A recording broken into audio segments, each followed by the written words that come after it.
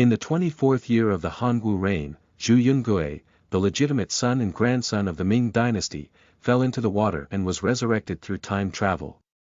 Zhu Yunwen's illegitimate son also dares to plot for the Ming Dynasty throne. General Blue Jade is my most trusted uncle. The power of the royal guards is too heavy. Then continue to expand. In front of the gate of the imperial city, officials knocked at the palace and said, "Your Majesty, the king of Yen is a traitor." Zhu Yungui sneered and said, "Rebels. No. The king of Yen is my great general for the northern expedition. Jiangshan, beauty, I want everything. Zhu Yunwen, go away." Keywords of the novel. The Ming DZ Wu pop-up window. Download the complete collection of the Ming DZ TXT, and read the latest chapters of the Ming DZ. Chapter 1. Legitimate Son and Grandchild. You are listening at novelfull.audio.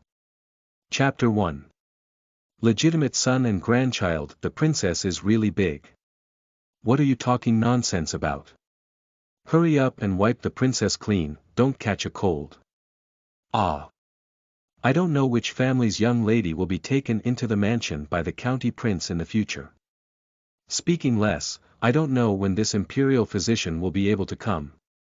In a remote and sparsely populated palace located in the northeast corner of Yingtian City, within the imperial palace, two young palace maids were whispering in unison. The two of them were holding dry towels in their hands, constantly wiping the body of a young man lying on the bed with tightly closed eyes, pale complexion, and wet all over. It's early summer now. June is like fire, with scorching sun and waves of heat both inside and outside, making people sweat profusely. However, the young man lying on the bed furrowed his eyebrows and his body trembled in waves.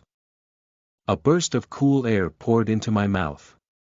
Although his complexion was pale, the young man with a clear and upright appearance suddenly opened his clear eyes, his sword eyebrows and starry eyes, and in an instant, he was full of fighting spirit.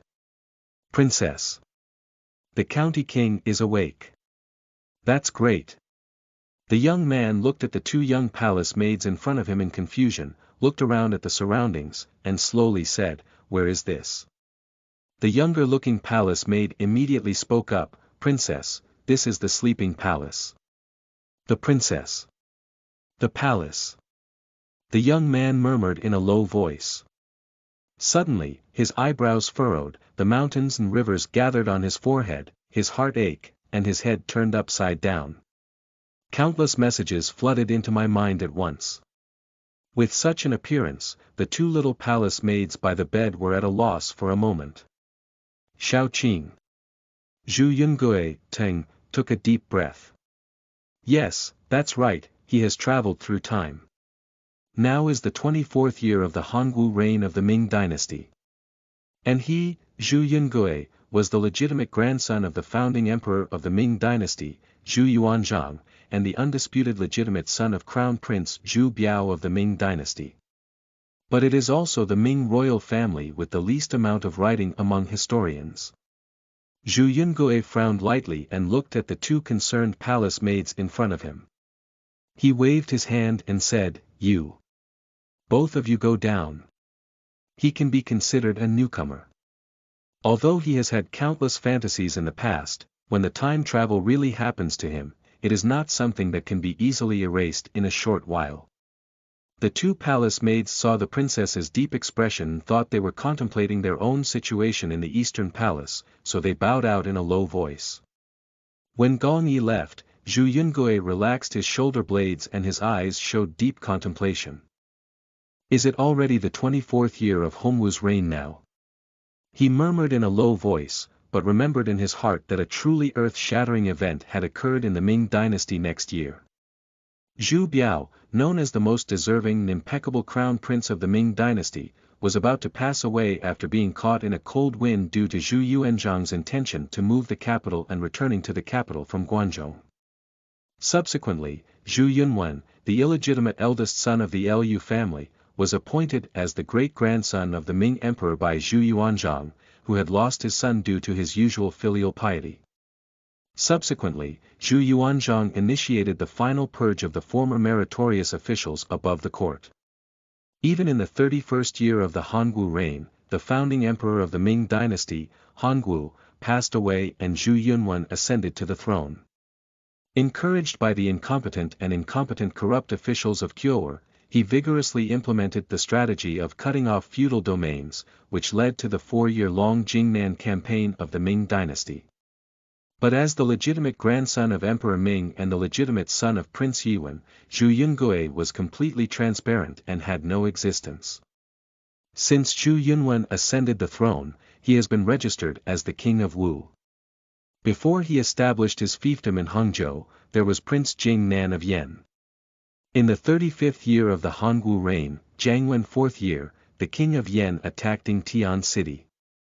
Zhu Yungui was demoted to the rank of Prince of Guangxi County and later demoted to a commoner, imprisoning the central capital of Fengyang. Until the end, under 40 years old, he passed away in Zhongdu. This child is unlucky enough. Zhu Yungui muttered in a low voice that although he was the legitimate son and grandson of the Ming Dynasty, he was raised by his concubine Shi due to the early death of his mother, which resulted in a cowardly temperament and a lack of connection to the Ming Dynasty throne. He could even be considered to have died young. And all of this will start next year, the 25th year of Hongwu. Zhu Yungui's face added a hint of gloom. In my memory, his appearance today was all because he accidentally fell into the lotus pond in the palace earlier, choked on water and caught a cold, causing his soul to flee, which led to his arrival. At that time, he was arguing with Zhu Yunwen about 2 sage articles during morning classes, and was finally taught a lesson by his teacher and Shi who came upon hearing the news. Zhu Yungui lost his mother in his early years and was raised by the LV family since childhood. His character has developed into cowardice, even if he has anger in his heart, he dare not speak. I went alone to the lotus pond to relax. But he didn't want to suddenly feel that he was heavily bumped into behind him, causing him a lot of pain. Before he could react, he tilted his face and smashed into the lotus pond that was taller than the person. Within the Grand Ming Imperial City, it is an important area of the Eastern Palace. Even those forbidden soldiers killed talents, and the patrols walked carefully, fearing to disturb countless nobles in the palace. Moreover, the people who can reach the lotus pond in the East Palace are mostly just palace maids or eunuchs. How could such a person walk in panic, let alone crash Zhu Yungui standing by the lotus pond into the water? This is a premeditated murder. The one who killed him was Zhu Yungui, the legitimate son and grandson of the Ming Dynasty. He is not sure if this incident occurred in the original history. But now, it has indeed happened. However, Zhu Yungui's face showed a hint of frustration and a slightly gloomy expression. At that time, he did not see the person's face. Even at this moment, Zhu Yunxian had the intention to testify, but had no way to start. Even though Zhu Yunwen currently believes that if this matter succeeds, the most advantageous ones are Shi and Zhu Yunwen. But can he run up to Zhu Biao, point at the LV family, and say that his mother-in-law is going to harm his legitimate son? Empty words without evidence will only provoke trouble for him in the end, which is also a warning to the grass and the snake, giving Lu Shi a sense of defense in the future. Lus. Zhu Yunwen. Zhu Yungui spoke out in a secluded voice, reciting the names of these 2 people. He knew very well who would benefit the most if he really died. And now, it is already the 24th year of Hongwu. Although Zhu Yungui is no longer what he used to be, there is not much time left for him. Zhu Yunwen is well aware that the urgent task he needs to solve this year is to prevent Zhu Biao from dying so early, or to prevent the title of Emperor Taishan from falling on Zhu Yunwen's head. However, neither of these 2 things is as difficult as heaven. But while Zhu Yungui was pondering, the call of the previous palace maid came from outside. Princess, the Crown Princess and His Highness the Prince of Yan are here. Upon hearing that Shi and Zhu Di had actually arrived, Zhu Yungui's expression shook and he looked up at the door. In an instant, He quickly lay down and lay on his side on the bed, his previously deep gaze becoming lethargic. The door opens. I saw a woman dressed in elegant attire, yet still appearing beautiful and gentle. And a man dressed in the attire of the Ming prince, with a black and capable face, walked in. The woman quickly stepped inside, her mouth full of confidence and her tone tense. Promise. What kind of thing has happened to you, Yun? If you have any major issues, how can I explain them to Sister Chang? Meng Xin seeks support. Dear Wu Yanzu and Louis Fei, don't be stingy with your tickets *Phi Omega Phi, end of this chapter. Chapter 2. Fourth Uncle Saves Me. You are listening at novelfull.audio. Chapter 2. Fourth Uncle Saves Me. A woman with worried words and a tense expression approached Zhu Yungui. This is the current consort of the crown prince of the Ming Dynasty, Lady Lu, and the future mother of Emperor Jiangwen of the Ming Dynasty, Zhu Yunwen. If we only talk about LV's appearance, it doesn't seem like a mother with 2 children already. Born with a dignified appearance, small and charming cheeks, warm eyebrows and eyes, and a virtuous posture.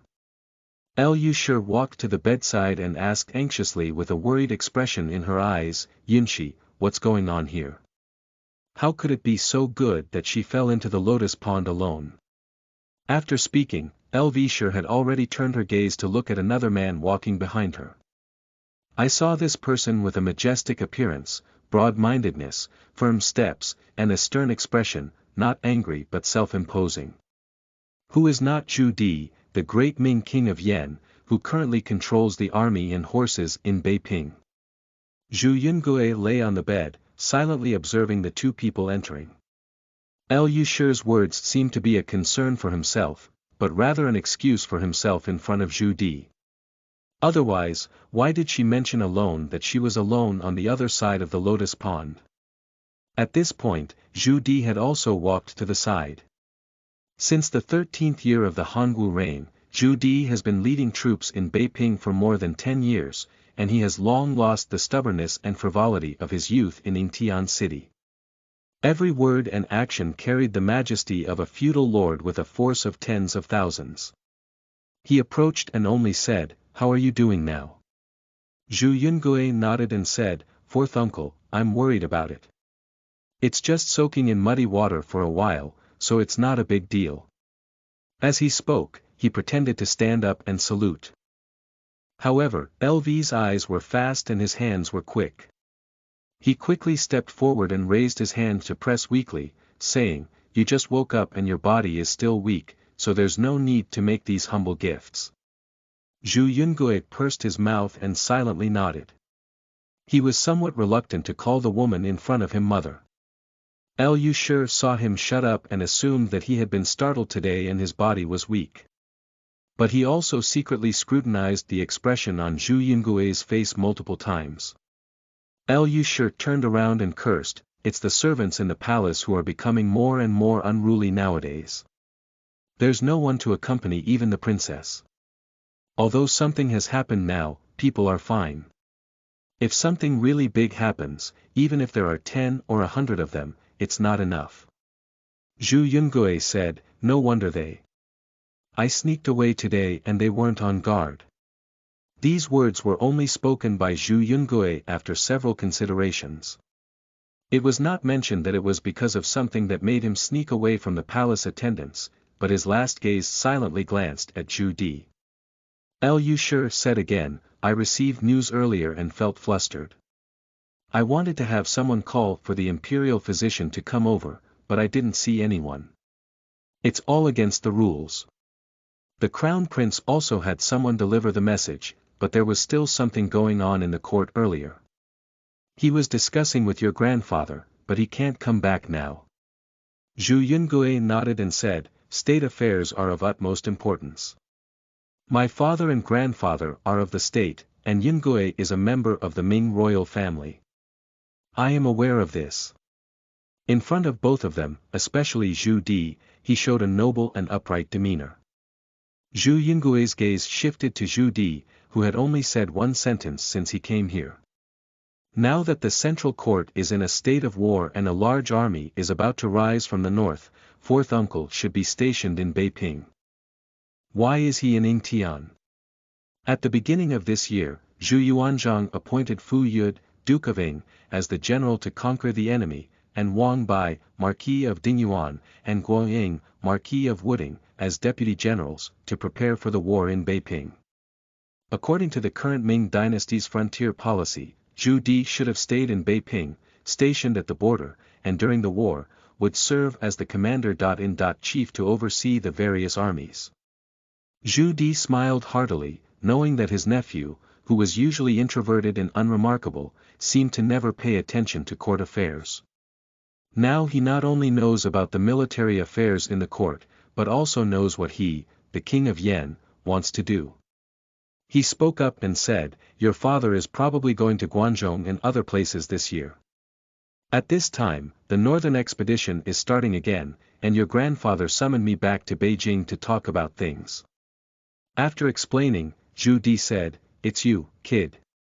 I just entered the palace and haven't seen your grandfather and father yet. When I heard about you falling into the water, I thought I would come and see how you are." Zhu Yungui was born in the 11th year of the Hongwu reign, and Zhu Di only took over the fiefdom of Beiping from Yingtian in the 13th year of the Hongwu reign. It can also be said that Zhu Di watched as Zhu Yungui was born. In recent years, when I returned to Beijing, I have also shown some concern for my nephew, who passed away early. Zhu Yungui's pale face forced out a smile. He first glanced at Lv, who was still showing concern beside him, and then looked at Zhu Di, saying, "What worries fourth uncle is that Yungui was not careful today and just fell into the water. Now it's okay. My nephew used to think that if fourth uncle returns to Beijing next time, he will beg to follow him and see what that Yuan person looks like." As soon as he spoke these words, Lv interrupted and scolded, "You child, your fourth uncle is someone who has been practicing martial arts and military since childhood. Are you following your fourth uncle to cause trouble for him? Stay well in Yingtian, recover your body, and then go to the master's place to study. A prince and grandson who reads as sages may do well, but a prince and grandson who is capable of literature and martial arts is greatly bad." Over the years, Lu's heart has been shrouded in gloom, and no matter what, she cannot agree to let Zhu Yungui go. Zhu Di chuckled and his gaze moved slightly. Previously, Zhu Yungui said that he had sneaked away today and accidentally fell into the water. But now he says he wants to be by his side. There is a certain depth in this. But now this nephew doesn't show any signs, he definitely won't point it out. The three of them spoke for a while, and Lu Shi, seeing that the imperial physician was still in the future, turned around and cursed, "I'll go see what's bothering me at the imperial hospital. I can't even come alone." Zhu Di immediately said, "Sister-in-law, don't worry. Yunxi is probably just scared now. I'm here to talk to him," and Gao Qi's child in Beiping said that he hasn't seen Yunxi's younger brother for a long time. He wants me to return to Beijing this time and pass a message to him. Zhu Gaoqi was only a few months older than Zhu Yungui, and when Lu Shi saw Zhu Di say so, she didn't say much. Just before leaving, she cast a deep glance at Zhu Yunxian, who was still lying in bed. She was a bit worried that Zhu Yunxian would say some nonsense in front of the king of Yen while she was not there. Zhu Yungui, who had been paying attention to the LV family, couldn't help but breathe a sigh when he saw that the other party had finally left, and he lay heavily on the bed. Standing by the bedside, Zhu Di could see it clearly, but he never spoke up. He was waiting for his nephew to leave him and what he wanted to say to him. Lying in bed, Zhu Yungui's mind was spinning with thoughts. Surrounded by the former Emperor Yongle of the Ming Dynasty, who had spent his entire life on horseback in history. He launched the 5 expeditions to the north and sailed vigorously. Although various national policies led to heavy financial burden for the Ming Dynasty, they also laid favorable external conditions for the later governance of Renxian. Merit outweighs fault. This is Zhu Yungui's evaluation of the current Ming Dynasty king of Yen. Just Zhu Yungui was equally aware that if everything went according to its original trajectory, the Yan King Zhu Di in front of him would personally embark on a 4-year Jingnan campaign in the near future. At that time, he would also be imprisoned in the ancestral land of the Ming Dynasty, the central capital of Fengyang, and he would die at the age of only 39. But now that his mother has passed away early, he has always shown his cowardly nature and can be said to be helpless. Apart from Zhu Di in front of him, he can't think of anything else to rely on. After thinking it through, Zhu Yungui didn't stop and immediately sat up from the bed. After driving away the two little palace maids in the room. In Zhu Di's puzzled gaze, Zhu Yungui had already jumped off the bed, facing Zhu Di and bowing to the end. Sincere language, respectful posture, and flustered expression.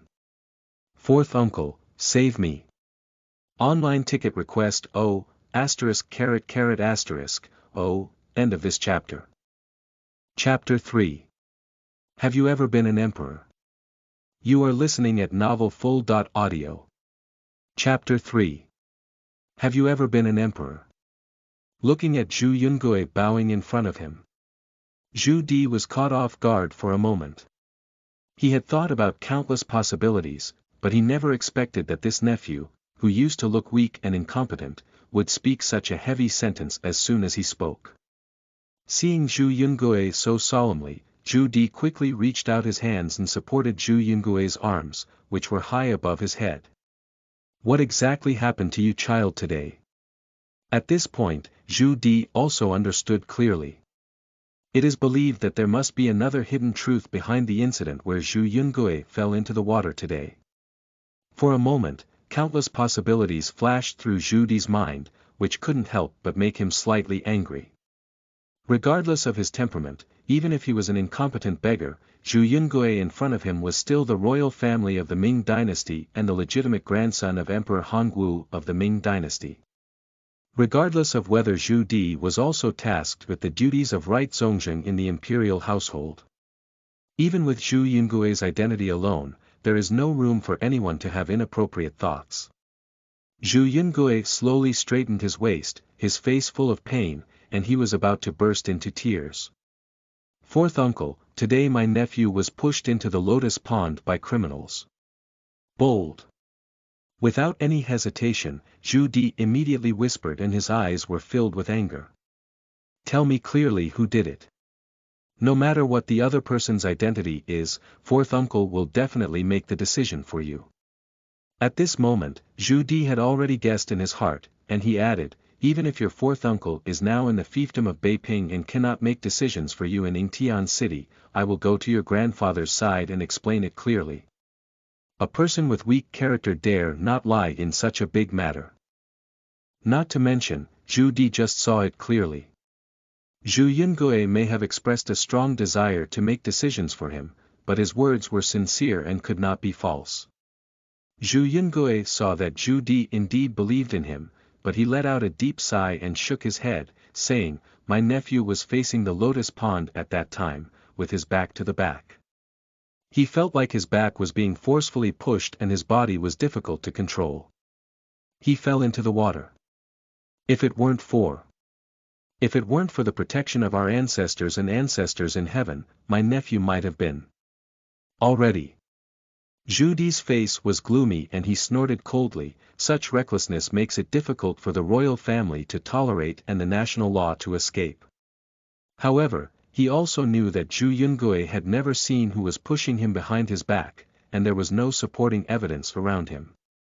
If he were to file a false accusation, he was afraid that he would end up committing a crime of biting. Looking at Zhu Yungui's gaze again, he looked at himself. Zhu Di let out a long sigh and said, you said earlier that you wanted to follow me, probably because you were worried about the future. Zhu Yungui nodded and said, my nephew really can't think of any other way. Speaking, he looked at Zhu Di.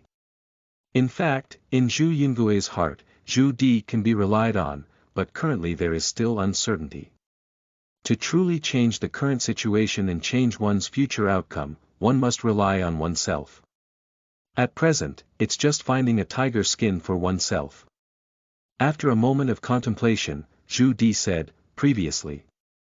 You also heard that it was probably the fourth uncle who was willing to take you away, which was a very difficult matter.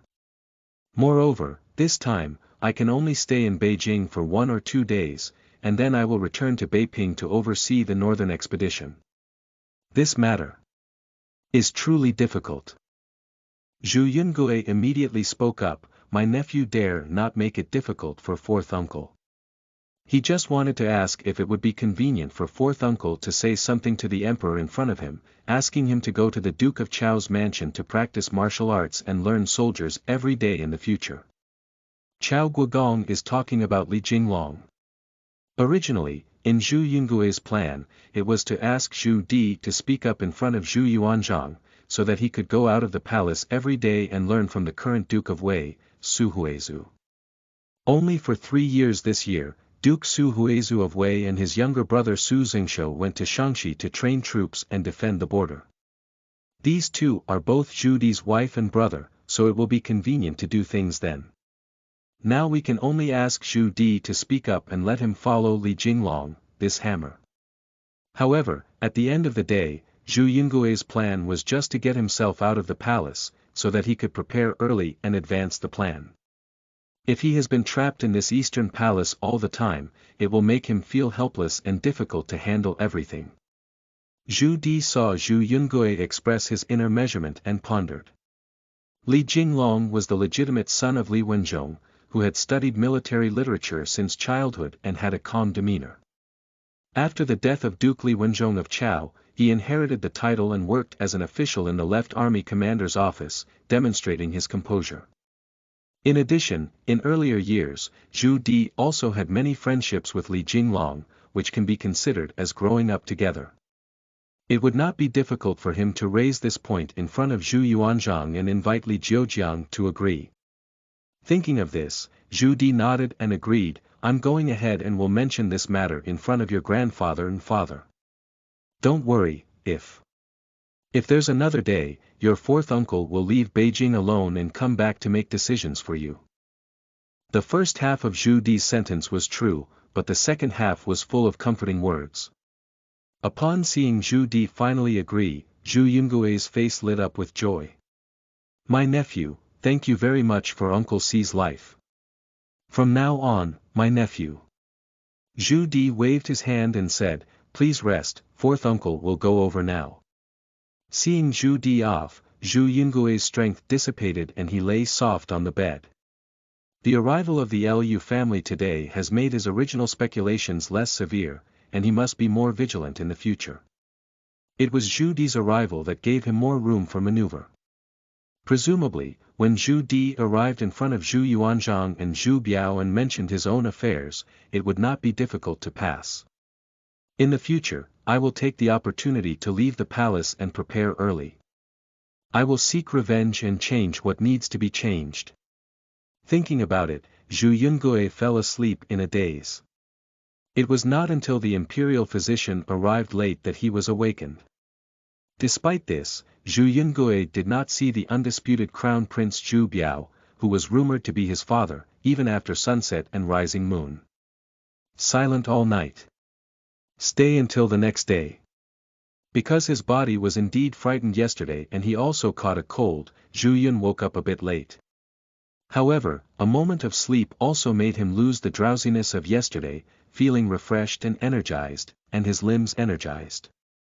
Taking a glance at the deserted palace, Zhu Yungui walked towards the East Palace School based on his memory. According to the rules, every morning he had to study with Zhu Yunwen and a few other people following the gentleman invited by Zhu Biao. Although he had an excuse not to go over these days, he wanted to see Zhu Yunwen's brat. In a moment, Zhu Yungui had already arrived at the school gate and quietly walked into the school. There is a gentleman inside, who is not considered an elder but mostly in his 40s, lecturing according to the textbook.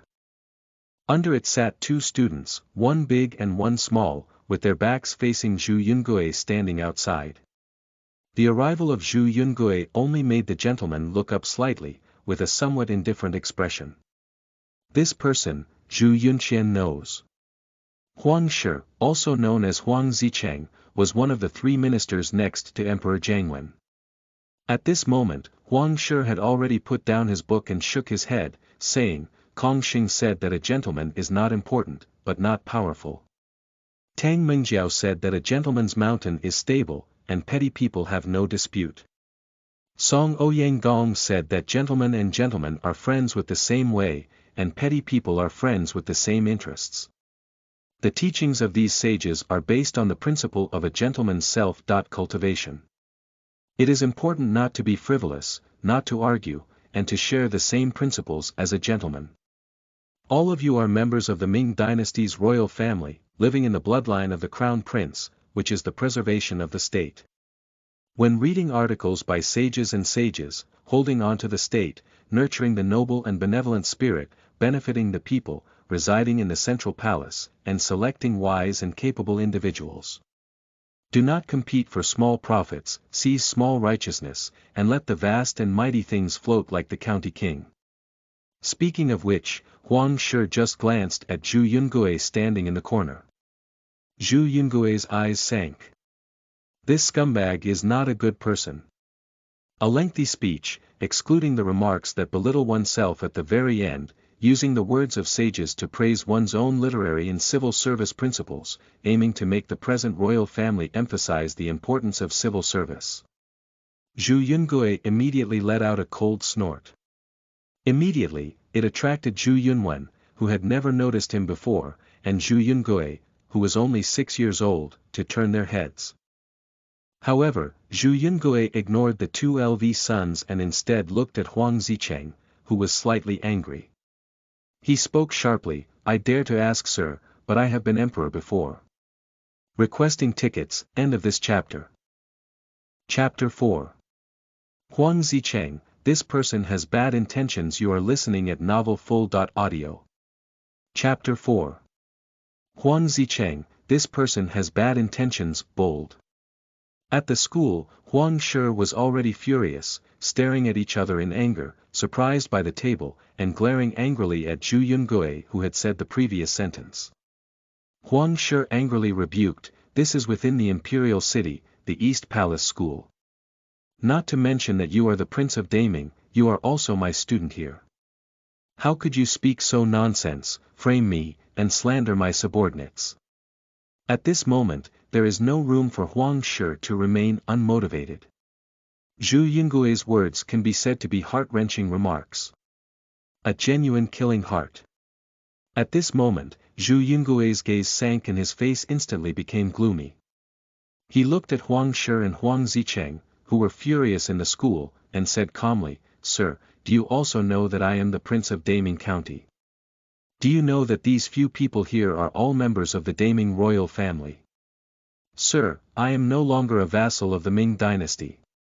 As a disciple of the Eastern Palace, my words resonate with the way of the king, and I falsely speculate on the king's virtues. If it were not for everyone present knowing, outsiders would probably think that Sir is the emperor of the Ming Dynasty. Huang Shi's expression froze for a moment, he opened his mouth, and just realized that even though he was a teacher here, the students in front of him were all descendants of the Ming royal family, all of whom were descendants of Emperor Hongwu's bloodline. However, he still angrily waved his sleeve and snorted coldly, I followed the order to enter the palace to teach, annotate the writings of the sages, and educate the royal family to inherit. I am indiscriminate, slandering my clean reputation, and implying that I have the suspicion of usurping it. If I cannot explain the truth, I will even risk being stripped of this court uniform and go to your Majesty in the Crown Prince to impeach your slanderous remarks today. Zhu Yungui snorted. Since he dared to say such things, he was already prepared and had his own plan in mind. For Huang Shi and Huang Zicheng, he had no good impression, let alone worrying about how the other person felt. It was precisely at this moment. Not far from Donggong School, a group of people strolled over. The leader, dressed in coarse hemp, with cloth boots on his feet and slightly round cheeks, although somewhat old-fashioned, does not show the vicissitudes of life and is quite energetic. There are two more people by his side. One of them was the Yen King Zhu Di, who had just been ordered to rush from Beiping to respond to the heavenly city yesterday. In the first half of Zhu Di's body, there was a middle-aged man who thought his legs were slightly bumpy, but his posture had a hint of authority. The three of them had already entered the courtyard of the school, and Zhu Di was the first to speak. It's really surprising. Yungui, the child, just fell into the water yesterday and was in danger. He still came to the school today and is a good child. His father, the emperor, and elder brother have taught him a lesson. My descendants of the Ming royal family are pure and filial, so it should be a delightful thing. It's rare that the Yan King Zhu Di, who used to fight and kill in earlier years, could still speak like this. But it was the two people in front of him. The old man dressed in coarse hemp was the current Emperor Hongwu of the Ming Dynasty, Zhu Yuanzhang, and the man behind him, who was bouncing his legs and feet, was the undisputed crown prince Zhu Biao of the Ming Dynasty. Zhu Yuanzhang walked ahead and snorted twice, but did not speak. Zhu Biao slowed down a step and looked at the fourth person who had been by his side since childhood. He smiled and said, "You can speak now, Yinshi, that child. Yesterday, I was busy discussing the New Year's Eve inspection of Guangzhou and your northern expedition, which delayed my visit to see him. I didn't expect that he wouldn't rest in the dormitory, but instead came to the school." Zhu Di smiled happily and looked down at the crown prince's elder brother Zhu Biao. "But there was some doubt in my heart. Big brother has always been wise in these years, can't he just see what's happening in his East Palace?" Doubt in the heart. The three of them have already arrived outside the school. At this moment, I heard the voice of Zhu Yungui coming from the school. Zhu Yungui said in a deep voice, "Sir, let me first introduce the words and theories of Confucius, Tang Mingjiao, and Song Ouyang. Students dare not refute them. These are the words of ancient sages, and students from all over the world should remember them in their hearts and put them into practice." However, the master borrowed the ancient sages' words and said that our Ming royal family should read articles of sages, uphold the state, cultivate the noble and benevolent spirit, and bring benefits to the people. We should reside in the central palace and select the wise and capable. The students have some objections to this and dare not agree. Even worse, although the students are not talented, they feel that Mr. Li's actions are stirring up a rift between the civil and military affairs of the Ming Dynasty. Huang Shi's face couldn't help but darken when he saw Zhu Yungui say so, with anger mixed in his eyebrows and eyes. He has been studying for decades, serving as an official for many years, and when has he ever been criticized by such a child? But he still spoke forcefully, "If you can't come up with a reason, I will go to the palace and present it to your Majesty and the Crown Prince." The court has nurtured scholars from all over the country for many years, and the selection of officials through literature is a national policy. Huang Shi realized that Zhu Yungui couldn't explain a reason. If he really says that the world of scholars is useless, he can directly eliminate the possibility of the other person's future. Outside the house. Whether it was Zhu Yuanzhang or Zhu Biao, they were slightly surprised by what Zhu Yunqian was saying inside. "Is this your own cowardly grandson? Is this your introverted son?" But it was Zhu Di, standing behind the two, with a slight smile on his lips. Over the years, both father and elder brother have looked away at the nephew in the room at this moment. Zhu Di whispered, "Yungui, this child is truly commendable. Even in the school, he dares to argue with his master, and his courage is commendable." Zhu Biao immediately gave a cold shout and said, "Even a child with a yellow mouth dares to argue with his teacher. He truly doesn't know the meaning of the ancient sages' articles and is arrogant. It should be a slap in the face." At this moment, Zhu Yuanzhang turned his head and glared at the crown prince, then gave Zhu Di a faint glance.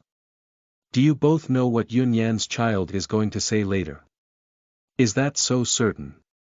And keep it quiet, I also want to hear what this grandson can say."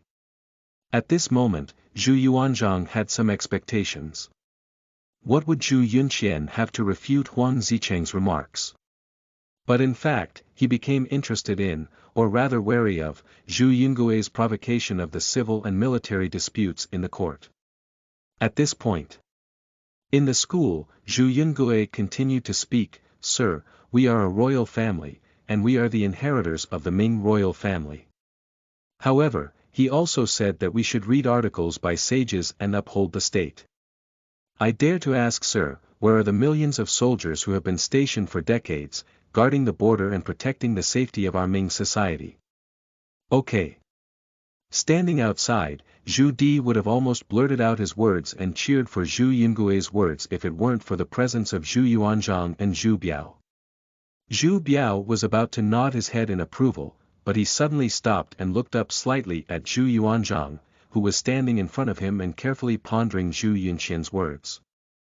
Seeing that the old man had no reaction, he finally felt relieved. But in Zhu Biao's heart, he wrote down this account for Zhu Yunqian. Vertical son really dares to say anything. And in the school, Huang Zicheng was completely angry, and he slammed the table, ready to speak. Zhu Yunwen, who had been sitting watching the discussion between Zhu Yunqian and his teacher, stood up and pointed his face directly at Zhu Yunqian. "Yungui, what the teacher teaches is the principles of life, and the wise sayings of our ancestors are for the cultivation of our moral character. Moreover, the way of governing a country should prioritize the officials of the court, the herdsmen of the emperor, and the state. The soldiers on the border are military households and generals. Guarding the border is their responsibility, and it is good not to make mistakes. Not to mention, comparing them with the court officials and scholars in the world. You are still young and have not yet reached the age of crown. Please think more and debate less. Is this brat having a bad brain?" Zhu Yunwen glanced sideways at Zhu Yunwen, feeling that there was indeed a reason why this guy could do so many absurd things later on. And at this moment, Huang Zicheng above was filled with joy when he saw Zhu Yunwen speaking for him like this, feeling that this student was really teaching well. He also opened his mouth and said, "What Yunwen said is true. My registered residence in the Ming Dynasty is strict, so that everyone can perform their own duties. Frontier officers and men are born with the responsibility of guarding the border and fighting for the country. They should be controlled by the court, and the court's power comes from the court's officials. If we don't hold the state by literature and allow the county's king, does it hope that those frontier warriors will uphold the government and return to the disaster of the former Tang vassal town?" Outside, Zhu Di's gaze sank instantly, cold and uncontrollable. Huang Zicheng has ulterior motives. Update time. Chapter 1 every day at December 2000, noon, and Chapter 1 every evening during the new book period. Requesting ticket support. It's the end of the month, and Yanzu Ifei can clear their monthly tickets now. End of this chapter. Chapter 5. The Emperor does not discuss literature and martial arts. You are listening at novelfull.audio. Chapter 5. The Emperor does not discuss literature and martial arts outside the school. Zhu Yuanzhang, who had been listening attentively to the arguments of several people inside the room, finally had a slight change in his expression. The Emperor's face was slightly gloomy. He looked back at the Crown Prince Zhu Biao and said, "Have you ever heard of Yunwen's teachings?" Zhu Biao trembled all over, his heart moved, and he shook his head. "Father, Emperor Mingjian, Yunwen's homework is all handled by the gentlemen of the school. My son is going to call them out to give lectures." After Zhu Biao finished speaking, he would pick up his steps and enter the school to curb today's East Palace school farce. As the Crown Prince of the Ming Dynasty, Zhu Biao has been in power for many years, and to this day, he has developed mature political thoughts and political concepts. How could he not hear the meaning of Huang Zicheng's words, and how could he not know what Zhu Yunwen's words meant? Even Zhu Biao silently glanced at the fourth person beside him. Lao Si was a prince of the Ming royal family, and also a fierce general who controlled over tens of thousands of troops in Beiping. The comments in front of me not only chilled the hearts of the fourth generation, but also the hearts of millions of soldiers in the Ming Dynasty. However, Zhu Yuanzhang snorted coldly, waved his sleeves heavily, and carried his hands behind his back. Just listen on, I want to hear what Yunyu will say. Zhu Biao, who was about to take a step, stopped and raised his hand to look hesitantly at Zhu Yuanzhang. At this moment, Zhu Di also said calmly from behind, Big brother, I also want to hear what Yun Yan will say. Within the school, Zhu Yungui snorted coldly, second brother is really confused. As soon as he spoke, he directly criticized Zhu Yunwen for his foolishness. Then he looked up at Huang Zicheng behind the desk and gave a cold glance. Millions of soldiers of the Ming Dynasty defended the country's borders, sacrificing their lives to protect the country. What a crime is there to be held accountable for? Sir, you are truly a great talent in the court.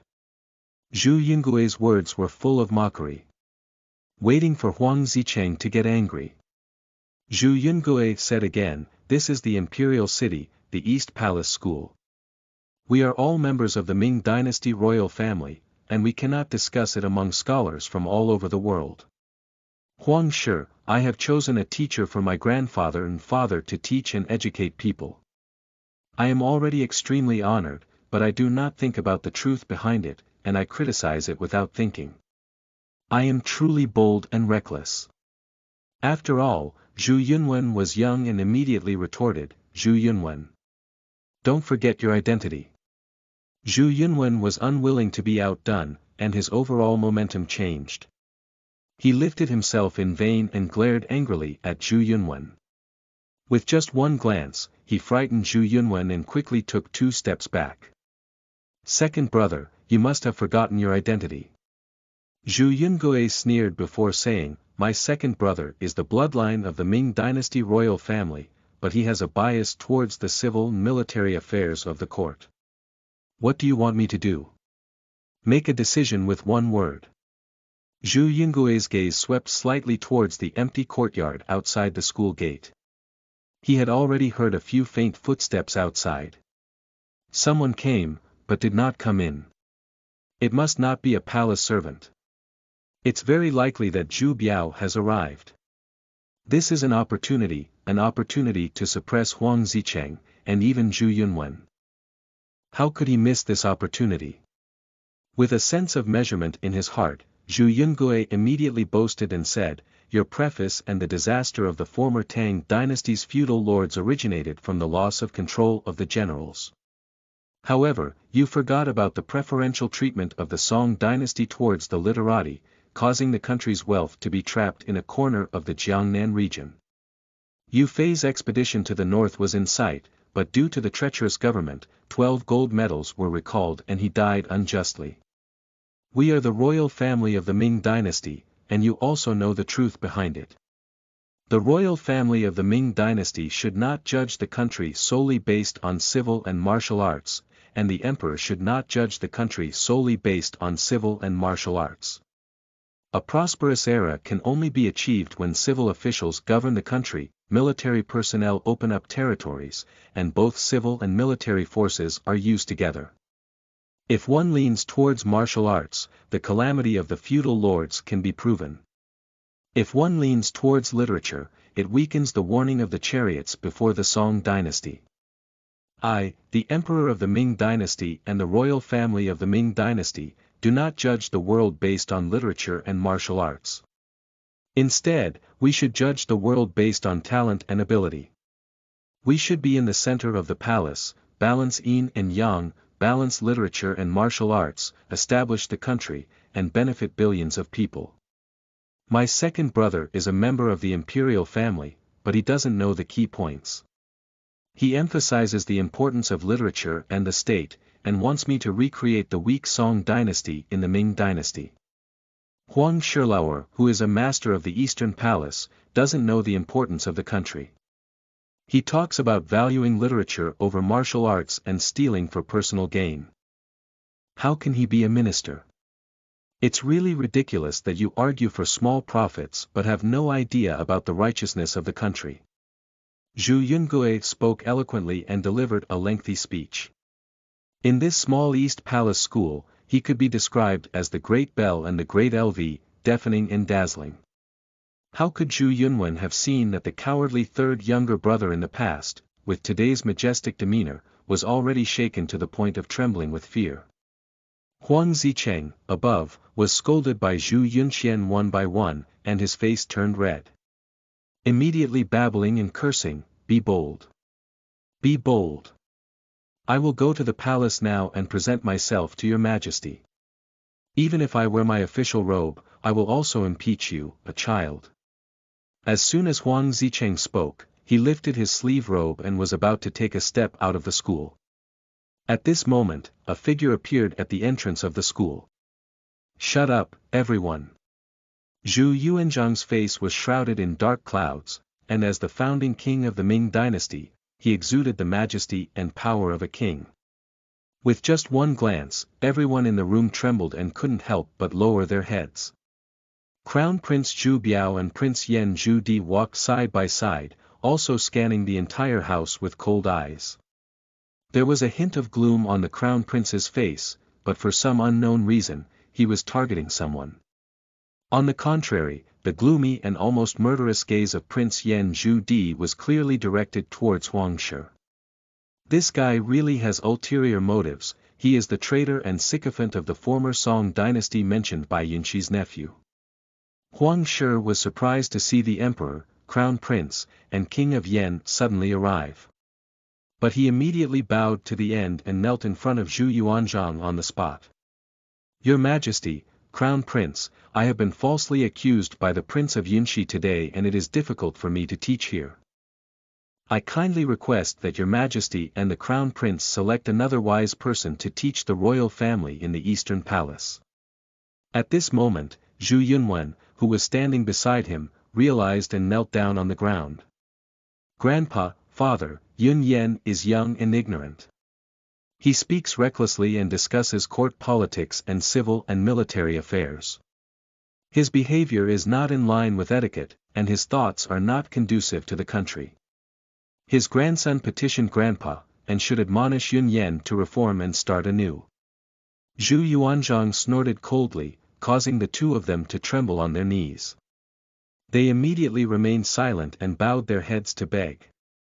He never glanced at Zhu Yunwen and Huang Shi kneeling on the ground throughout the entire journey, but instead curiously gazed at Zhu Yunwen standing beside him, who was also bowing his head. He knows about this grandson. The young mother consort passed away early and has been growing up in the Eastern Palace, which is why she has been introverted since childhood, with a cowardly nature and a low-key personality. But today, the words are so sharp, and the speech is so sharp. His knowledge is not something that a mischievous child who excels in the court can know.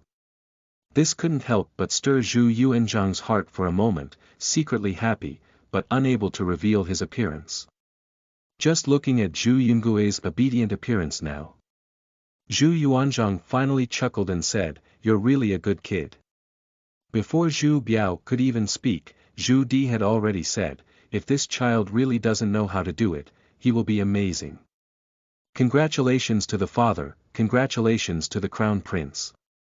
After yesterday's events and what happened before him today, Zhu Di couldn't help but be overjoyed by this nephew. There was a moment when he wanted to change his mind and demanded that his father, the emperor, and the crown prince place this nephew by his side and follow him to Beiping. At this moment, Zhu Biao finally had the opportunity to speak up. "Why argue with my husband and brother? You also shut up for me. Seeking tickets, collecting, commenting, and reading after me. I even set my posture." 3. End of this chapter. Chapter 6. I obtained the Qilin Sun. You are listening at Novel Full.audio. Chapter 6. I obtained the Qilin Sun. Zhu Biao suddenly fell into a daze and turned back to look at Zhu Yuanzhang in confusion. It has been countless years since he became the crown prince of the Ming Dynasty, and Zhu Biao can no longer remember. When was the last time his father scolded him like this? Looking at the emperor's gaze again, it has always been focused on the vertical figure of Zhu Yungui. Zhu Biao's gaze turned, and a few thoughts flowed through his heart. However, when it was not the right time, he temporarily skipped it. In this room, Zhu Yuanzhang had already walked up to Zhu Yungui and said, "Raise your head." Even though Zhu Yungui had already had construction in his heart, when he stood in front of him, the founding emperor of the Ming Dynasty, who started with a bowl, pulled up the 20.4 generals of Huaishi, and expelled the Yuan people, his heart still trembled slightly. He slowly lifted his head, and the first thing that caught his eye was Zhu Yuanzhang's slightly weathered and round cheeks. Not like the dirt on the shoe pulled out concave face of a certain dynasty in later times. Very majestic as a monarch. Goodbye, on the other person's body, there were actually thick linen clothes with several patches in their fine eyes. The edges of the cloth boots under my feet are also somewhat rough, which is a natural wear and tear phenomenon after wearing them for a long time. Facing Zhu Yuanzhang's gaze, Zhu Yungui immediately lowered his head again, clasping his fists above his head and saying, "Grandson Yungui, pay respects to the emperor is in good health." Zhu Yuanzhang smiled heartily and waved his hand, "Our old bones are very healthy." As he spoke, his palm had already patted Zhu Yungui's shoulder, but his eyes froze for an instant. He asked in a deep voice, "We heard what you said earlier. You can tell me, did someone teach you? How could a child who has not yet reached the age of coronation say such words, which directly points to the balance and complementarity between civil and military affairs of the king?" This statement is certainly good, but if someone were to come up with a plan behind Zhu Yungui, Zhu Yuanzhang thought of a certain Ming Dynasty general whose words and actions had become somewhat excessive outside the palace over the years. Zhu Yungui's heart tightened. He had previously thought that the outsider was the crown prince Zhu Biao, but he never thought that even Zhu Yuanzhang had come. At this moment, listening to Zhu Yuanzhang's inquiry, how could he not understand the meaning? Hurriedly replied, "Report to the imperial grandfather that the grandson has been staying in the palace all along. Apart from the father, there are only palace maids and officials left to serve him." Oh! Zhu Yuanzhang let out a soft sigh, and after a moment of contemplation, he felt relieved. "That's all your own thoughts and feelings. Have you ever thought about what kind of controversy would arise from saying these things?" Zhu Yungui lifted his head and looked at Zhu Yuanzhang, shaking his head. "My grandson didn't think about it, he just thought it was supposed to be this truth. Because I had an argument with my husband today, he just blurted it out without thinking. He just finished speaking on his end." Zhu Yunwen, who had been patient before, immediately became angry when he saw that Zhu Yunwen had said so. He knelt on the ground, raised his head, and angrily pointed his hand at Zhu Yungui, saying, "Grandpa, Yungui doesn't know the etiquette today, doesn't respect his teachers, and speaks recklessly. Please rectify the situation, Grandpa, and have a positive attitude." Before Huang Zicheng could react, he had already asked Zhu Yunwen to finish his words, causing a sudden panic in his heart. At this moment, he also noticed something, and even more so, he remembered his previous mistakes. "I should never tell the emperor and crown prince to listen to what they shouldn't say." However, Zhu Yunwen's words at this moment gave him an opportunity to explore a different path. He immediately bowed to the bottom again and spoke directly, "Your Majesty, the Prince of Yunqian County is young and ignorant, and I have no intention of blaming him. However, as a member of the royal family, the Prince of Yunqian County has biased opinions from the sages, and his temperament is even more reckless. This move cannot be taken for his own benefit. As a member of the Ming Dynasty royal family, the Prince of Yunqi County is a descendant of His Majesty's bloodline. If there are no restrictions and he advocates for excessive military power, he may." Zhu Yuanzhang turned his head and glanced sideways at Huang Zicheng kneeling on the ground. He immediately shouted loudly, "Yungui is the Qilin son of my family." What? The emperor's words immediately caught the attention of everyone in the school puzzled. Among them, Huang Zicheng and Zhu Yunwen were particularly confused. Shouldn't the emperor severely punish Zhu Yungui for not respecting his teacher's teachings? Shouldn't it be reprimanding and praising the imperial princes who engage in military aggression? How did you become a Qilin child? However, Zhu Yuanzhang had already turned around and glanced coldly at Zhu Yunwen, who looked bewildered and foolish, before finally staring at Huang Zicheng, who had already begun to feel completely uneasy. Huang Shi, the Taichung temple official and the Eastern Palace attendant, was not a teacher and had ulterior motives in deceiving the imperial family. He dismissed the Eastern Palace official, seized the Taichung temple official, and was demoted to the position of Kaiping guard. Today, he returned to Beiping with the king of Yan. As soon as Zhu Yuanzhang spoke, he saw that Huang Shi had lost his soul, as if 3 souls and 6 souls had been taken away by someone, and he fell softly to the ground. Zhu Biao couldn't help but frown and speak, trying to persuade, "Father." Zhu Yuanzhang frowned and said, "Crown Prince. My decision has been made. You go to the imperial decree and send it out." On the side, Zhu Di quietly smiled and said, "Father, rest assured that my son will take good care of Huang's experience all the way. Aren't you Huang Shi recommending civil officials to uphold the state? I didn't expect it to fall into the hands of this king this time." Zhu Di looked gloomy and lost sight of the outside world, unable to sit up and forgetting about Xian's Huang Zicheng. As everything was settled, Zhu Biao let out a sigh of regret. "Where is Kaipingwei?" This is the northernmost Daming Guard station in Xuanfu town, which is hundreds of miles away from Beiping. And what is the role of Kaipingwei's experience? The official is of the 7th rank and is in charge of miscellaneous affairs of the 1st Guard. He is under the jurisdiction of the Guard Commander and Assistant. Let Huang Shi, as a Grand Temple official and accompanying scholar in the Eastern Palace, go to remote and distant places such as Kaiping Weina or do a job that can only assist with miscellaneous items in the military. This is far heavier than taking Huang Zicheng's life. After all, Huang Zicheng's previous remarks were quite contemptuous of the soldiers of the Ming Dynasty. The emperor's move can be said to be extremely murderous. Since you, Huang Zicheng, look down on the soldiers of the Ming Dynasty, I will drive you to the most remote and vicious place in the army to become the smallest official. Although Zhu Yunwen did not understand court politics, he also understood Zhu Yuanzhang's punishment. I saw him immediately get up and say, "Grandpa, what's wrong with you, sir? You should have taken away his position and demoted him to the border of Kaiping Wei and other places." My grandson begged Grandpa for mercy and forgiveness, sir. Zhu Yuanzhang suddenly snorted angrily, "Crown Prince, let someone take Huang Shi out of the Eastern Palace and wait for the King of Yan to return to the north."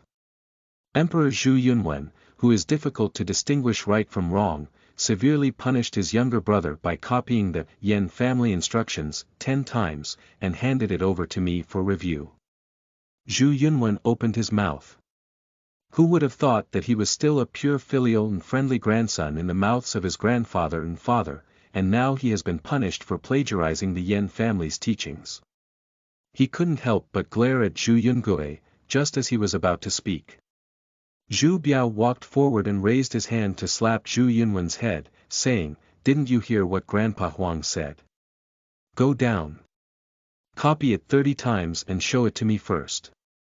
At this moment, the imperial guards and attendants who had already accompanied them to the East Palace walked in, carrying the already lost Huang Zicheng and the bewildered Zhu Yunwen out of the East Palace school. By the way, even the youngest Zhu Yungui, who had been in a blinding state all along, was taken out. Zhu Di saw that the farce had stopped today and immediately bowed his hand to face Zhu Yuanzhang and Zhu Biao, saying, "Father, big brother, the northern expedition is imminent, and Fu Yud is still waiting in Beiping. I will take that. Huang Zicheng, hurry back to Beiping and prepare for the northern expedition."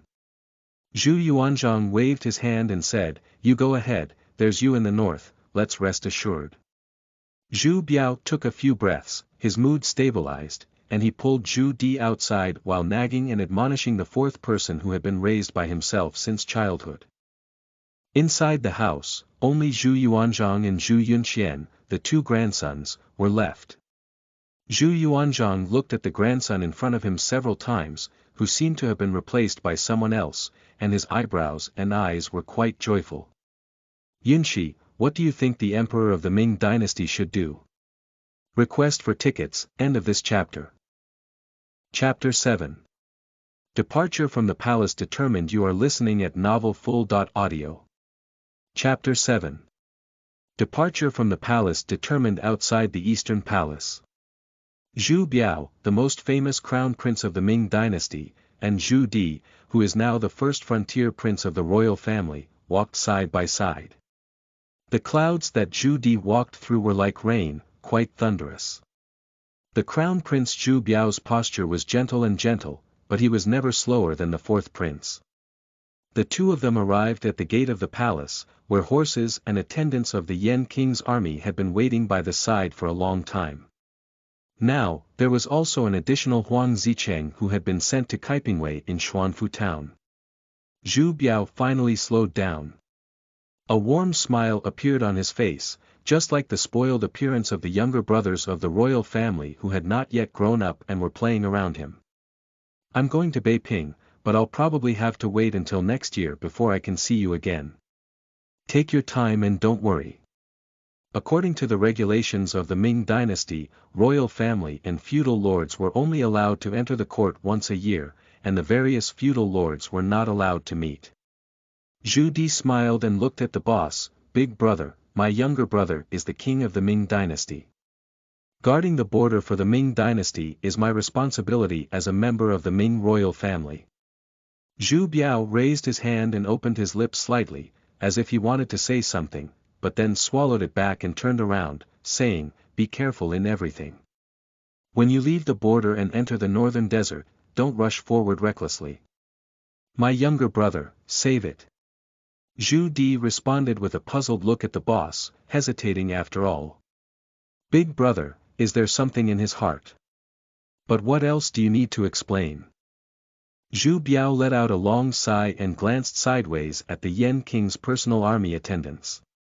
Before Zhu Di could speak, these people had already taken Huang Zicheng, who was still restless, and retreated several zhang away. At this moment, Zhu Biao finally spoke up and said, after Yungui fell into the water yesterday, were you the first to see him? Is there anything unusual? How could a child with a cowardly nature and an open mind suddenly seem like a different person? Is there really a theory of ghosts and gods, or is it the manifestation of ancestors?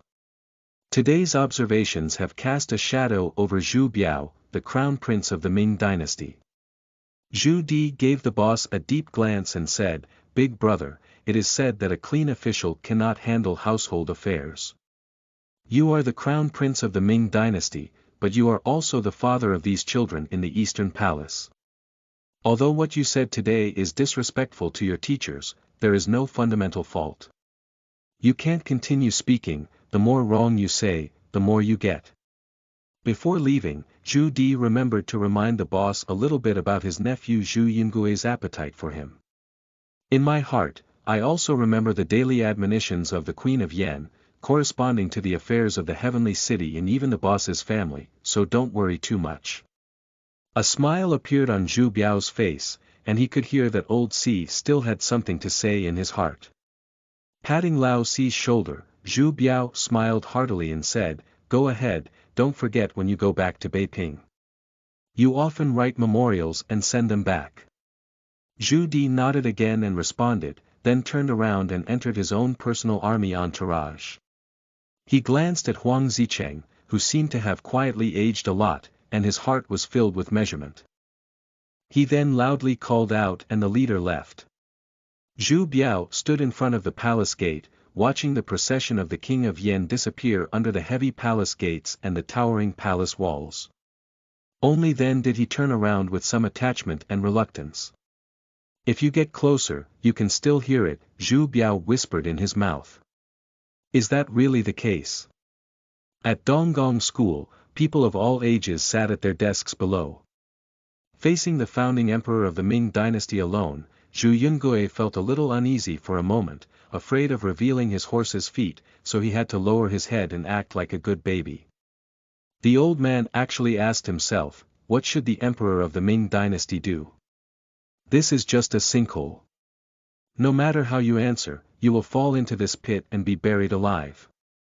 Just like questioning Huang Zicheng before, the problem is unsolvable. Zhu Yuanzhang only raised a question and never thought about how this kid would answer. Instead, he scrutinized Zhu Yungui several times. Pressing down his doubts, Zhu Yuanzhang spoke again, "How do you answer my question?" "Grandfather, my grandson doesn't know what the emperor should do." Zhu Yungui looked up with a face full of frustration. Zhu Yuanzhang glared and said, "I knew your kid would say that. Then I'll ask you how embarrassed you were before, questioning Huang Zicheng like that." This is asking Zhu Yungui if Huang Zicheng has ever served as an emperor, as mentioned earlier. It's like reporting one thing at a time. Zhu Yungui's face was immediately embarrassed. "I could only stutter and say, my grandson only realized at that time that Mr. S. remarks were slightly biased, which led to his angry words." Speaking, Zhu Yungui silently looked at Zhu Yuanzhang. He was somewhat uncertain about how the founding emperor in front of him would perceive his actions today. Zhu Yuanzhang snorted coldly and said, "We want you to know now. Today, we are demoting Huang Zicheng not because we are venting our anger on you, but because he has already said the wrong thing and done the wrong thing. If you use this, then you will indulge in the arts of literature and martial arts outside, and we will let you know how bamboo strip stir-fry meat tastes." A child with a yellow mouth, even as a member of the royal family and with the emperor's bloodline, cannot arbitrarily discuss civil and military matters. If caught by criminals, they will inevitably cause trouble in the court. Although Zhu Yuanzhang was quite puzzled today about why his grandson's personality had changed so much, what should be reminded was to get vaccinated in advance to avoid turning around and causing trouble. The old man didn't intend to beat himself up. Seeing Zhu Yuanzhang speak like this, Zhu Yungui's eyebrows trembled slightly, and his heart was able to hold his attention. He immediately pursed his lips and then showed a pure and respectful expression, nodding repeatedly. "Grandpa Huang's lesson is that our grandchildren must keep it in mind, guard against everything and never show it to others." Seeing Zhu Yunqian nod in agreement without hesitation, Zhu Yuanzhang let out a weak sigh, got up and moved his limbs, squinting at his bewildered grandson. "Let's go now, piles of notebooks. Neither you nor I can read them, nor do we know when you guys will grow up." Muttering incessantly, Zhu Yuanzhang had already walked towards the outside. At this moment, Zhu Yungui realized and quickly got up, saying, "Grandfather, my grandson," respectfully. Zhu Yuanzhang in front was already carrying his back, waving his hand and flying away. Before Zhu Yuanzhang could leave for long and Zhu Yunqian could breathe a sigh of relief, he saw that Zhu Biao had already rushed into the school with a somewhat angry expression on his face. Looking at the empty school with only Zhu Yunqian around, Zhu Biao immediately spoke up, "Where's your grandfather? Is this my biological father?" Zhu Yungui muttered to himself, his buttocks had not yet settled down, so he could only stand up straight again and say, "Father, Grandpa has just left." Zhu Biao stared at Zhu Yungui for a while before speaking, "Your fourth uncle, me, and your imperial grandfather have all said so. Starting tomorrow, you will go out of the palace on your own to find the Duke of Chao and learn military affairs from him. With enough guards, don't cause trouble outside, don't linger and play around." Zhu Yungui was momentarily taken aback, then a comforting smile appeared on his face. Finally, this matter has been accomplished. He quickly flattered and said, "Where is father going?" Zhu Biao turned around and said, "Go to your grandfather's side to review the memorial. You can rest peacefully in the palace. Family and state affairs should be prioritized. Recently, the affairs in the court have been complicated, and it is not acceptable for Zhu Biao to spend a long time here." After leaving behind a warning, he followed Zhu Yuanzhang's lead and left. Looking at Zhu Biao's back, due to the slight swaying of his legs and feet, Zhu Yungui's gaze gradually narrowed. Often. It depends on whether someone still has ulterior motives and ulterior motives. End of this chapter. Chapter 8. The Crown Prince of the Ming Dynasty. You are listening at novelfull.audio. Chapter 8.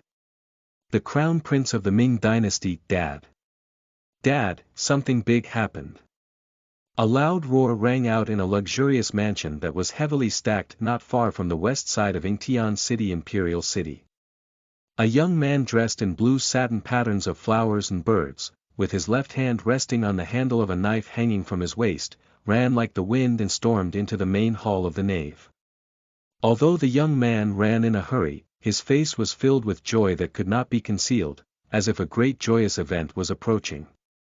In the main hall, there was a burly and imposing black-faced round-faced warrior dressed in Qilin patches, holding tea and squinting his eyes, enjoying the pressure of the two delicate-looking maids behind him.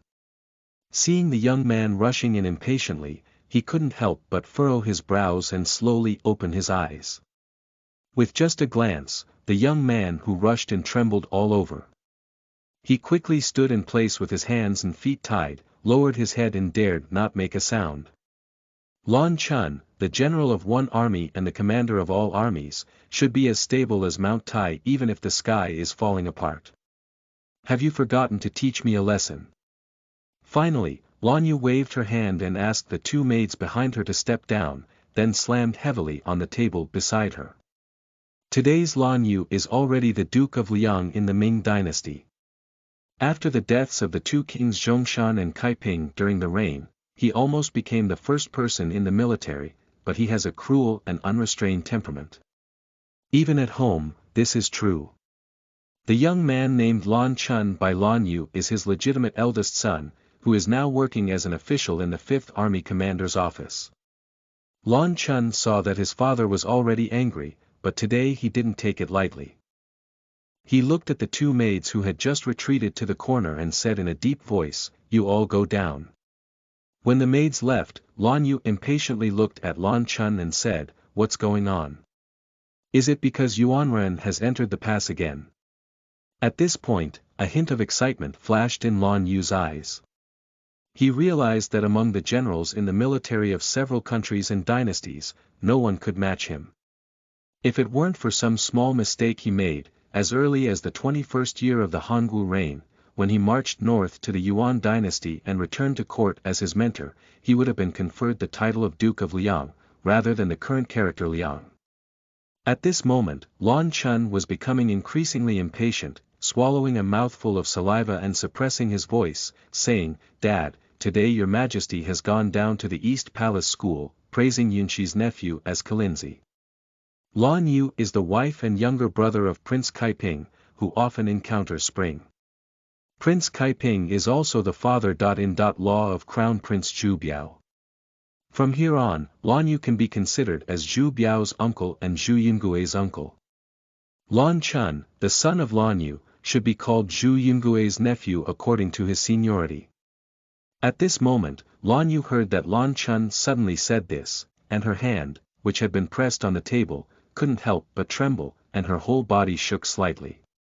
Immediately, he looked at Lan Chun with a joyful expression on his face and asked, "Is this true? When did it happen? For what reason? What exactly happened in the East Palace today?" Lan Yu looked several times and expressed her eagerness without a doubt. Lan Chun's lips curved and he chuckled. It was precisely because he had grasped his father's temperament that he dared to be so reckless today. Taking a moment to breathe, Lan Chun said, "Yesterday, Yun Yan fell into the water in the East Palace and was later rescued. You know that there have been many important events in the court these days, and neither your Majesty or the Crown Prince has gone to investigate the situation. Today, those two have only gone to the East Palace School. Subsequently, it came out that His Majesty praised Yunxi as being the son of Qilin." After some explanation, Lan Chun picked up the tea from the side and gulped down the dates, then exclaimed excitedly, "Dad! We have the great-grandson of the Ming Dynasty." Upon hearing this, Lan Yu couldn't help but tremble in her heart. In recent years, although Lan Yu has proclaimed herself as a prince, her heart has been hanging in suspense for a long time due to the premature death of Zhu Yunwen, the legitimate eldest son and grandson of the Ming Dynasty in the 15th year of the Hongwu reign. He could no longer conceal his excitement and said, "I've made it clear. What exactly happened in the palace today? Why did your Majesty say that? After speaking, Lan Yu stared excitedly at Lan Chun, hoping to get a more detailed inside story. Lan Chun shook her head and said, however, there were only a few words that were revealed earlier about the afterlife. However, your Majesty did say that Yun Qian is the son of the great Ming Qilin. With a jerk, Blue Jade had already stood up from the chair. He placed his hands on his hips, raised his head and chest, and paced back and forth in the main hall.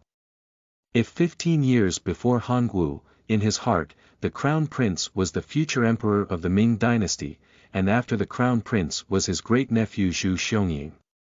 As long as the operation is done properly, the Blue family will always stand on the side of the Crown Prince, and they can enjoy the glory of the 3 dynasties for nothing, and even rest with the country in the future. However, Zhu Yunwen died young, and his nephew Zhu Yungui grew up in the hands of the woman in the palace from a young age, with a weak and incompetent temperament. On the contrary, Zhu Yunwen, the eldest son of the commoner, has cultivated a pure filial piety, benevolence, and kindness character since childhood. After Zhu Yunwen's early death, it immediately aroused countless people's dark thoughts. Now your Majesty actually praises Yunxi as a Qilin son, almost speaking the words of the good son. The more Lan Yu thinks about it, the harder it becomes to suppress the joy in her heart.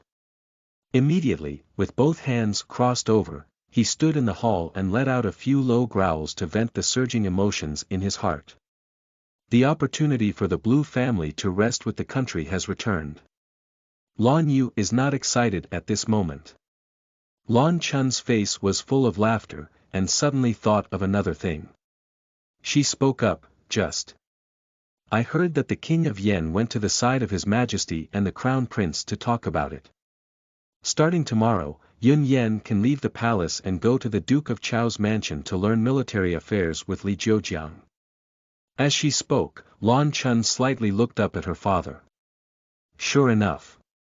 After hearing Lan Chun's words, Lan Yu immediately widened her eyes like a fierce tiger and a lone wolf. She sneered and sneered coldly, Li Zhejiang is just a child, relying on his father's generation. How can the military family really have the ability? Today. Speaking of which, Lan Yu suddenly paused for a moment and turned her gaze. No. Tomorrow, I will go and save Yunxi, so as not to learn some useless kung fu. Lan Chun, who had known her father would dare to do such a thing, could only give a bitter smile and whispered, Father is not afraid that His Majesty will be angry and blamed again.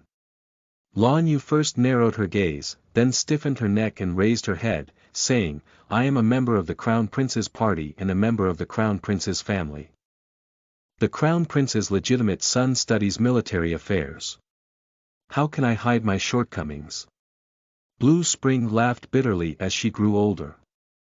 Mandaming, only his own father, dared to declare himself as a member of the Crown Prince's party without any hesitation. If there were a new king, not only would it be my own family, but even the Crown Prince would have been suppressed and warned long ago. However, Lan Yu didn't care about these things anymore. He paced back and only focused on thinking about how to teach his nephew and grandson, whom the emperor called the Qilin son, well in the future. At night. The events happening in the palace are still slowly spreading, and the detailed inside information has not been fully exposed. However, some people who know everything have already started taking action. The Eastern Palace Prince's dormitory. The attendants outside the hall were on duty, and there was no one around. The warm tent, illuminated by the lights, only had 2 figures printed on it. Even though he was already on the side of the Zhongji Hall during the day, dealing with countless memorials from court officials with Zhu Yuanzhang, Zhu Biao, who returned to the Eastern Palace, was still sitting on his desk and reviewing seemingly never-ending national affairs. The Crown Prince's consort, Lady LV, had already been groomed and dressed in a light and smooth silk lining. She sat on the long couch opposite Zhu Biao with her hips bent, stretching her tight and round figure with sharp edges. With a smile on her face, LV pushed a bowl of soup she had cooked herself before towards Zhu Biao. Your Highness, take a break. End of this chapter. Chapter 9. Yunwen also needs to. You are listening at novelfull.audio. Chapter 9. Yunwen also needs to. Lu's gaze changed several times, and just today, she had already thought of countless things and countless possibilities. Finally, she thought of all sorts of things in the world, who could withstand the pillow-side breeze. Zhu Biao heard LV's call and reached out to press his hand on the back of his neck, frowning and lifting his head. It's not easy to be the emperor of the Ming Dynasty. But it's even harder to be the crown prince of the Ming Dynasty. Just as the beauty was close in front of him, Zhu Biao still had a smile on his face and gently grasped the Ying jade hand that LV had placed next to the soup bowl. Thank you for your hard work. I have to accompany you here every day to review memorials. Lu gave Zhu Biao a warm and gentle glance, and said coquettishly, Your Highness said something. My wife and I are already husband and wife, and we have never experienced the hardships of farming. Entering the palace is also a blessing from heaven, and we have received your Highness's favor. My wife has never felt any hardship. As she spoke, LV said again, Ah.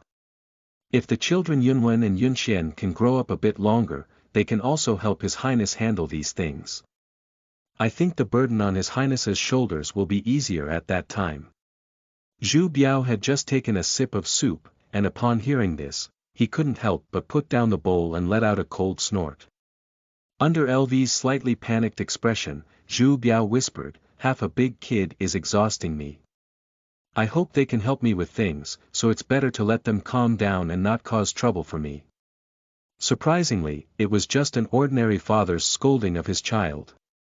After hearing Zhu Biao's scolding and drinking, LV was relieved and breathed a sigh of relief. Speaking of children, I heard about it today. Lu paused for a moment and looked at Zhu Biao. Zhu Biao said, Oh. Yunwen, Yun, they. Lu nodded and said, I have heard that today His Highness the King of Yen talked to His Majesty and His Highness about letting Yunxian, that child, go to the Duke of Chao's mansion to study military affairs. Zhu Biao withdrew his hand, clasped his hands together, and huddled between his crossed legs, pondering slightly. This matter was brought up by Lao Si in front of his father, claiming that the child of Yun Yan had been introverted since childhood, and this time he fell into the water again. It's time to send him outside to hone his skills. Even if he can't be like Lao Si, he should at least have a more outgoing performance and take the opportunity to strike his bones. Speaking, Zhu Biao looked at Lu Shi. He suddenly recalled the words that Lao Si had said to him outside the palace gate when he left the capital recently. Father felt that Lao Si was a member of the formation, so he agreed. Gu also felt that Lao Si wouldn't mention anything randomly, so he nodded. It was as if he had let Yun Yan's child undergo some beating and tempering. Is that really the case? Lu's thoughts flashed through her heart, and she smiled lightly.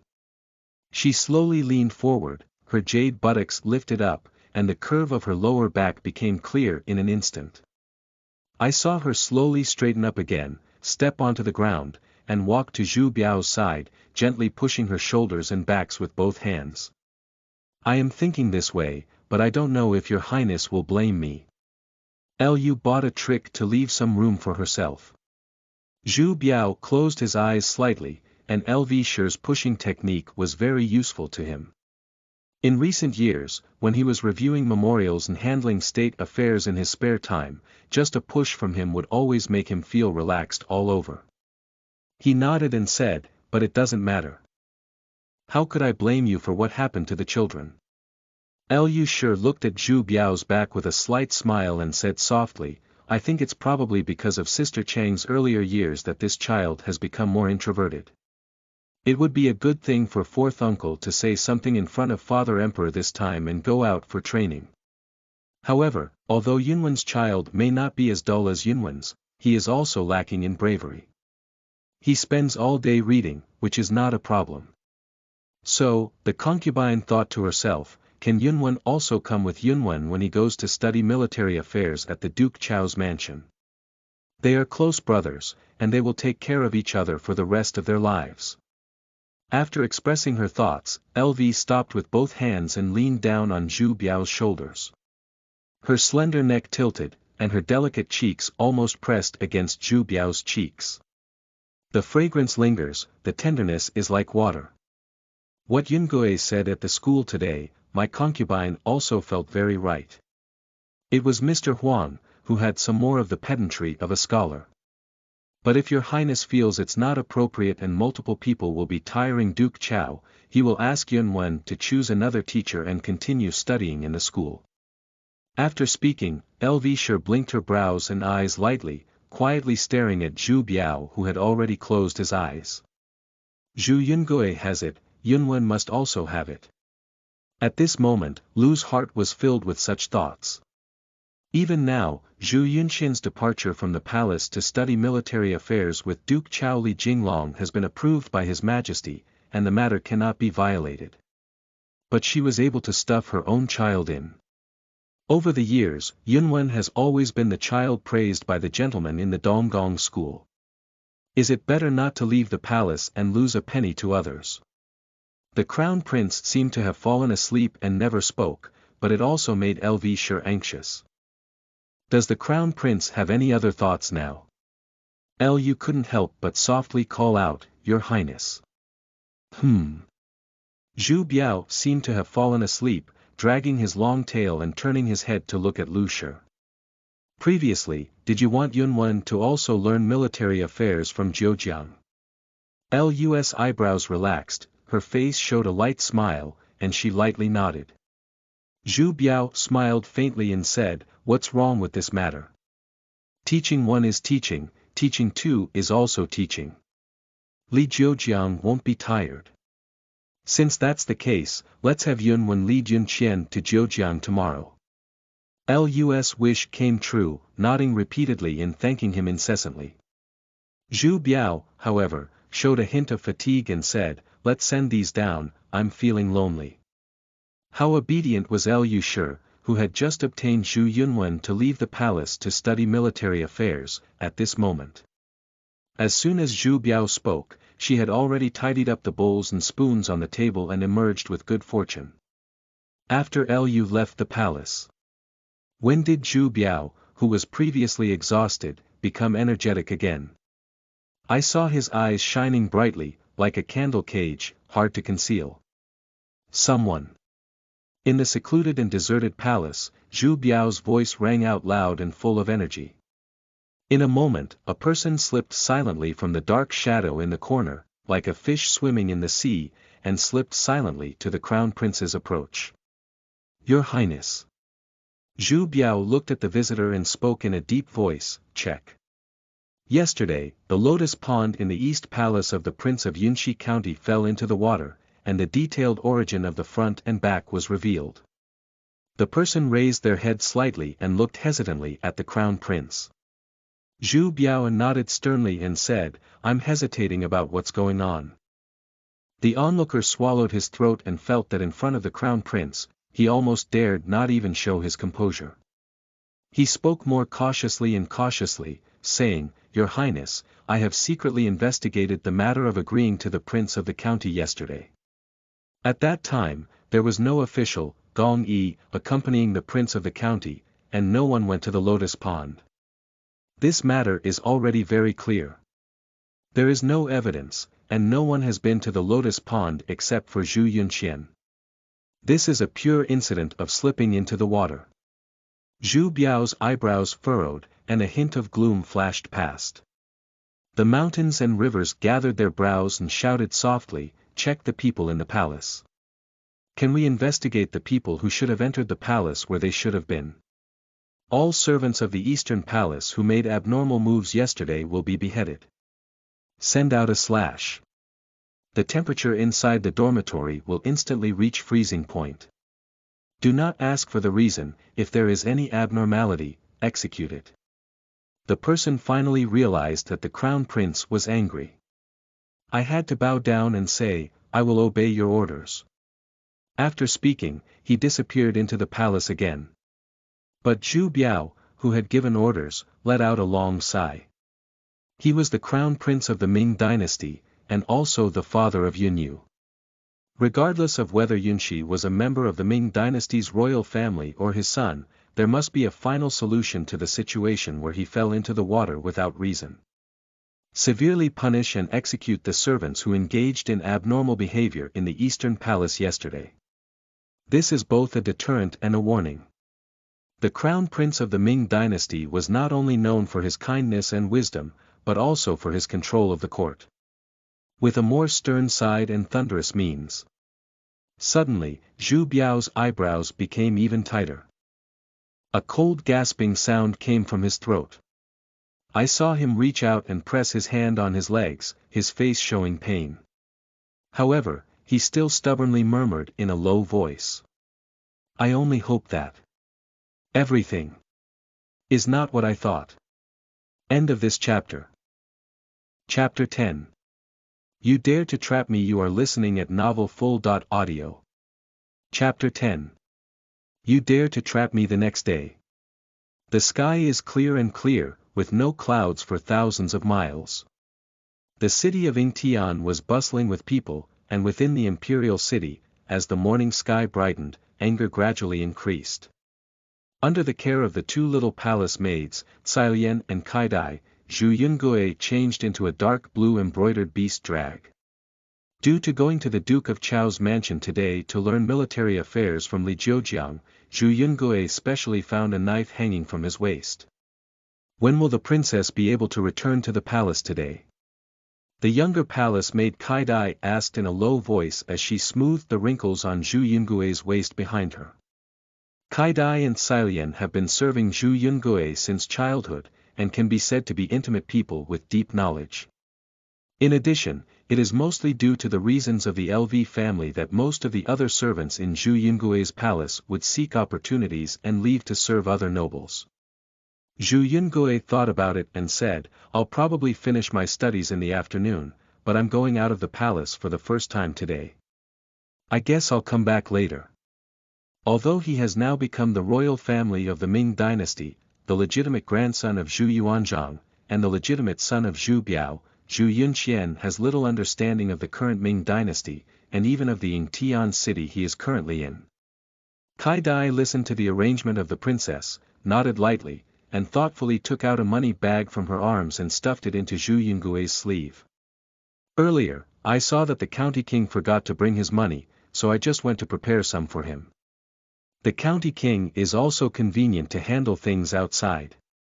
Zhu Yungui nodded, knowing that his monthly rice allowance was fixed in the imperial family's mansion, so he would not be short of money. Without further ado, he walked outside. When they arrived at the gate of the Eastern Palace, they saw more than 20 officials and soldiers waiting outside. When they saw Zhu Yungui come out, they all paid their respects in unison.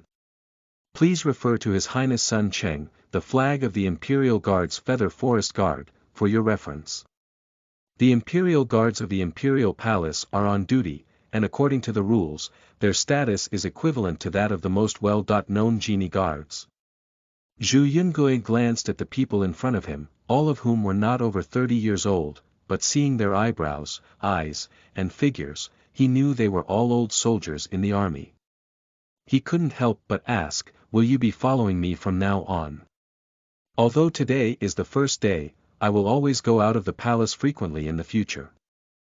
I believe that arranging these people from the Feather Forest Guard in the palace has also made significant plans to have Sun Cheng and others serve as my personal guards.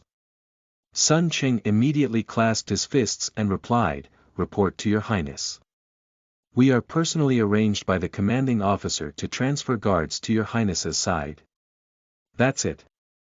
Zhu Yungui had a clear idea and said, I believe you all know the location of the Duke of Chao's mansion. Let's go, don't let Duke of Chao wait for too long. No matter who is in the palace, if there is no grace, they must walk. Only after leaving the imperial palace can there be horse carriages and sedans for the use of nobles and ministers. Although Zhu Yungui looks down on Li Jiujiang, who is a second-class commodity, his dignity and rules cannot be forgotten. He had already picked up his steps and was about to walk outside the palace, but Sun Cheng hesitated and whispered, Your Highness, and your Highness Yunwen has not come yet. Zhu Yungui almost let out a puzzled voice from his throat, looking at Sun Cheng, the small flag of the Imperial Guard, with a puzzled expression on his face. Are Zhu Yunwen's offspring coming? Is he also going to the Duke of Chao's mansion? For a moment, Zhu Yungui hesitated and quietly looked at Sun Cheng in front of him. At this moment, another small flag on the side walked over and said, I have marked the flag of the Imperial Guard, Zhang Ziyuan. Please see your Highness. If you return to your Highness the Crown Prince has an order. Starting today, your Highness Yunwen will lead your Highness to study military affairs at the Duke of Chao. Zhu Yungui's eyebrows froze, and a dark cloud appeared in front of his forehead. At this moment, don't worry about how uncomfortable the taste is in his heart. He never expected that what he had worked so hard to accomplish would be picked by Zhu Yunwen's servant and given a share of the pie. Looking at Zhang Ziyuan's explanation at this moment, Zhu Yunwen thought a little and guessed that this person was probably the personal guard assigned to Zhu Yunwen by the Yulin Guard. Sun Cheng, on the other hand, secretly scrutinized Zhu Yungui a few times and whispered, the Duke of Chao's mansion had already sent someone over to deliver a message. I think it will take Li Gongye some time. The words were said like this, but Sun Cheng felt a bit indecisive in his heart. In just one night, there were countless discussions and speculations in the military about the two His Highnesses from the Eastern Palace going out to study military affairs.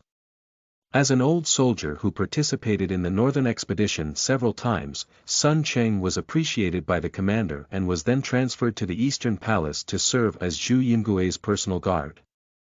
Naturally, he had some other thoughts in his heart. Seeing that the matter had been settled, Zhu Yungui could only snort lazily and then looked at the East Palace gate with slanted eyes in his arms. Taking advantage of this idle time, Zhu Yungui also had the opportunity to review his current situation. He was a legitimate descendant of the Ming Dynasty, but his mother passed away early. The cowardly and introverted nature of the past shows that it takes time to transform. Yesterday, I didn't expect to use the hand of the old man Zhu Yuanzhang to drive Huang Zicheng to Xuanfu town, but it surprised Zhu Yunqi a bit. Being able to use the mouth of old fourth uncle Zhu Di to release oneself from the palace and go outside has always been planned. What he didn't expect was that Zhu Yunwen also got this opportunity. Is it the Lu family? Zhu Yungui's mind flashed with speculation that it was impossible for him to secretly study military affairs with Li Zhoujiang when he left the palace. What would I think if I were the LV family? I'm afraid I'll have difficulty sleeping and eating. In this way, by stuffing Zhu Yunwen in, if he really wants to learn military affairs, Zhu Yunwen can also learn it together. If he had to do something else, Zhu Yunwen would be the scout arranged by the LV family around him. Women are cunning and cunning. Zhu Yungui couldn't help but admire the cunning of the woman who had lived in the imperial palace for a long time, the LV family. But she really thinks that Zhu Yunwen can handle her current self. In the blink of an eye, Zhu Yunwen had already thought of countless ways to deal with Zhu Yunwen's offspring. It was precisely at this moment. A shallow crimson figure, somewhat reluctant, swayed out of the palace gate. Zhu Yunwen looked over and saw LV pushing Zhu Yunwen, who had a clearly unhappy expression on his face, out of the East Palace. Upon seeing that Zhu Yungui had already come out, LV Shi immediately smiled and said, Yungui came so early. He is really a good child. Look at your second brother, let him learn more things, but he is completely unwilling. Although you are younger than your second brother, the Crown Prince also said that in the future, your second brother will lead you to the Chao Kingdom mansion, but you still need to pay more attention to your second brother outside. Speaking, LV Shi had already pushed Zhu Yunwen down the stairs in front of the East Palace. From beginning to end, Zhu Yunwen never gave Zhu Yunwen a direct glance. He glanced at the officials and soldiers of the Feather Forest Guard outside the palace, snorted twice, and then walked to the side on his own. Zhu Yungui also smiled and said to LV, my second brother has been intelligent since childhood. I believe he must have left the palace, and it won't be any worse. It's already late at this time, so we'll leave the palace now. Lu Shi was probably concerned about something in her heart, and she didn't notice the whole process of addressing Zhu Yungui.